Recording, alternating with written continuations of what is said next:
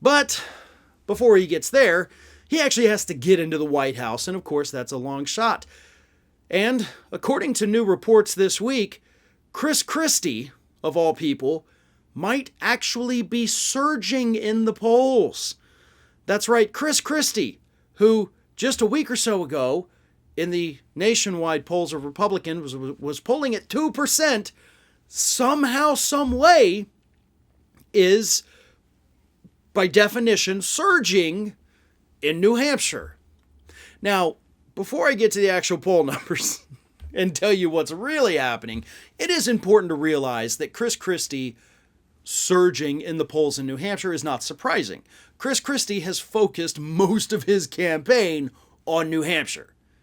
You know, he wants to knock out that early victory and then see if he can build momentum from there. Not that New Hampshire's a giant prize, but because it's early, if he can pull out a victory or even a second place finish, it may make people in other states down the road think, oh, okay, maybe this guy can do it.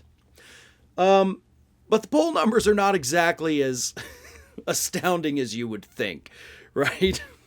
I mean, here's the headline from The Hill. It says, Christie sees path in New Hampshire to beat Trump. Wow. So you would think from that, like, okay, well, obviously Christie's like right on the cusp of overtaking him, right? Well, not exactly. According to the numbers, in the Republican primary in New Hampshire, Donald Trump has 49%, and Christie has now surged up to 9%. And Ron DeSantis is only at 8%. So, the Hill makes it sound like there's a path to beat Trump. He's beating you by 40 points right now, after being indicted 4 times. So, he's ahead of you by 10 points for every indictment he has got.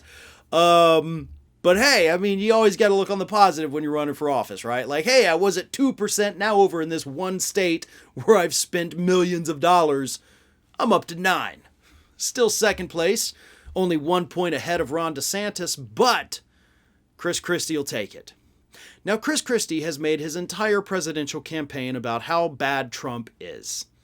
And with the more moderate members of the Republican Party, I'm sure that plays well.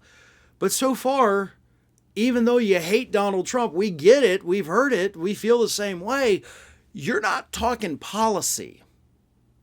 And eventually that will come back to bite you. You will have to lay out a strategy that's not just, hey, I'm not Trump. Okay? That'll get you to a point, but it won't get you past that point. And so far, Christie has not gotten past that talking point. So, surging to 9%, which for the record is technically still in the margin of error, which puts him in a statistical tie with, I think, 3 other people, including Ron DeSantis, not exactly strong. It's especially not strong when you look at the poll's margin of error, which is, 4.9%. So basically a 5% margin of error, which for the record is terrible. When I was in school, in college, and I have a degree in political science, one of the classes we take is about polling, or at least one of the classes I took was about polling. And the first thing we learned on day 1, and I still have the notebook sitting in my bedroom right now, first thing we learned, if a political poll has a margin of error greater than 3%, disregard it. That is what we were taught. A margin of error of greater than 3% indicates far too many external factors, things not taken into consideration, and an overcorrection by the pollsters that basically means it should not be considered accurate. So even though the poll shows that Christie is now beating DeSantis by 1 point, losing to Trump by 40, because of that high margin of error, and I'm sure maybe the equation has changed by now. Maybe it's greater than 3, maybe 4% you should disregard. But I'm going to live by that 4% or 3% because that's what I was taught. Listen, we got to take another quick break, but once again, you can follow me, Farron Cousins, on YouTube, youtube.com/TheRingOfFire, youtube.com/FarronBalanced. I am Farron Cousins, sitting in for David Pakman today. We've got a lot more show on the way, so don't go anywhere. We'll be right back.